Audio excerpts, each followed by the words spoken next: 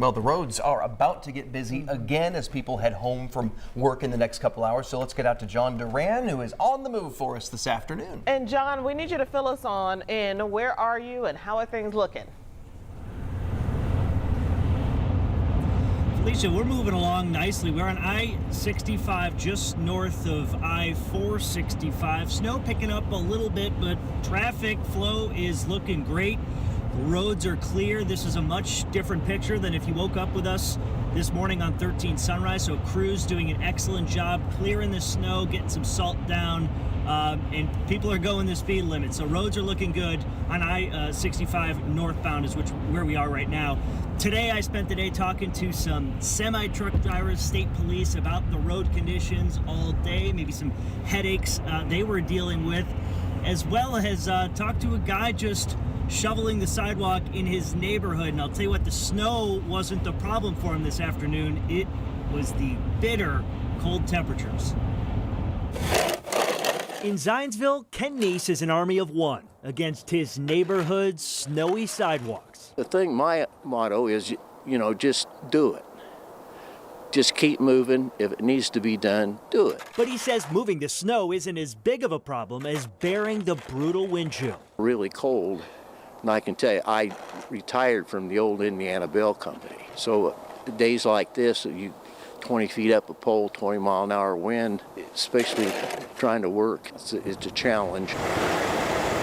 On the roads, semi-drivers have no choice but to get behind the wheel. Coming from Gary, Indiana, on the way to Birmingham, Alabama. Tony Ransom is hoping to reach the Tennessee state line as soon as possible and leave snow-covered roads behind. It's been a rough one. Could barely see a little bit. We had to pull over, wait for the weather to clear out and start back up again. Indiana State Police say as of Friday afternoon, they've seen 59 crashes on Indianapolis interstates. Just because you have four-wheel drive or all-wheel drive, just because you can drive a little bit faster, doesn't mean you should. And that's where we see a lot of problems as people drive way faster than these road conditions allow. Or if you ask Ransom, staying off the roads may be your best bet. If you don't got to be out, don't be out, and just be safe.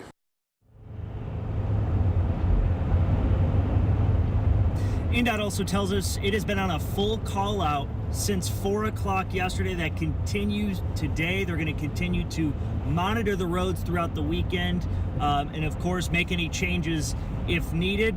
Again, we're on I-65, just headed out of Marion County. Things looking good right now, but it's a thing that IndDOT will be keeping an eye out on, obviously, as the weekend continues.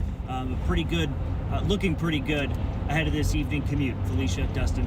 All right, hope it stays that way. Yes, fingers crossed. Be safe out there, John. Thanks. And here are the current travel advisories across our state. Most of central Indiana is in the clear, but if you're in Hancock, Henry, Grant, Delaware, Bartholomew, Monroe, or Owen counties, there is a travel advisory in place for you. So that means some travel and activities may be restricted in certain areas. It's all based on conditions. So you want to double check your plans. If you are heading out tonight or tomorrow, you want to be able to plan ahead.